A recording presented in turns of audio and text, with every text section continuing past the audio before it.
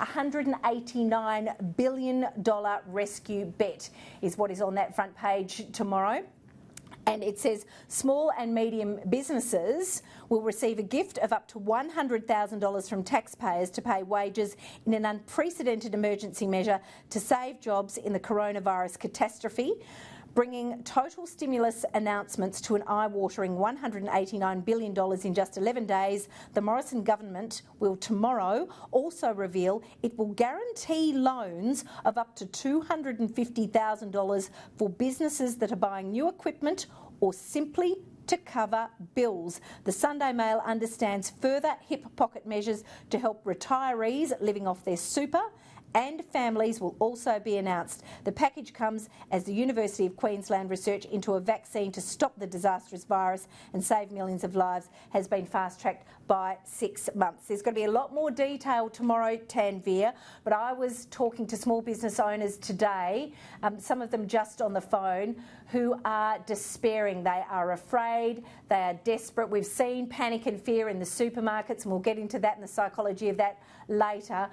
I've sent this front page to some of those people that I've been talking to today, and the messages I'm getting back is just they feel an enormous sense of relief. What do you make of, we don't have a lot of detail, but what do you make of what we're seeing so far? Well, it's critical, isn't it? I mean, governments all around the world moving into try and, see that the economies don't completely implode. There are real fears of not just recession, but even more so. So, as you alluded to, Britain is doing much the same. So are several European countries.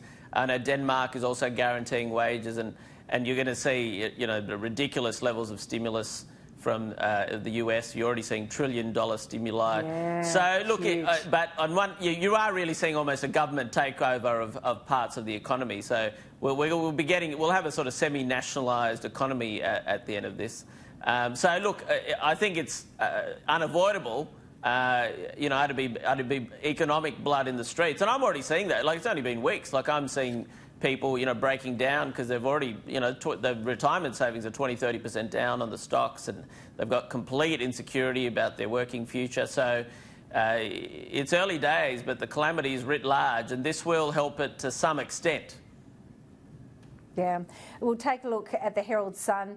Kel, it has the same story by Annika Smethurst there. The multi-billion-dollar survival package for small businesses will be announced by the government on Sunday. Those cash payments, $100,000, will be given to small and medium firms struggling to pay wages, and the handouts will total tens of billions of dollars. Kel, what do you make of this? The government's in a very, very difficult situation. A lot of businesses, as Tanveer said, are already feeling their businesses have just shut down overnight. Yep. The government had to do something. Is this the right amount, do you think? Is this the right approach? I think it's the next step. Bear in mind, this is the second stimulus package. There's no suggestion it's the last. So there's going to be a lot they're going to have to do. They're going to have to step in. If you think about, I was watching a cooking program on television, and I thought, wouldn't it be nice to have a night out, go and eat some fine dining? Then you think, we can't. It's not safe. We won't do that. And we're normal. We're doing what most Australians are doing, not eating out, not going to cafes, not going to coffee shops. Those are small businesses. Those are run by people who've invested their life in that, all their money is in that, their savings are in that. So their employees all lose their jobs, and a lot of them are casuals. But the person who set up that little coffee shop or cafe or restaurant or whatever, they lose everything. So that's what's at risk here.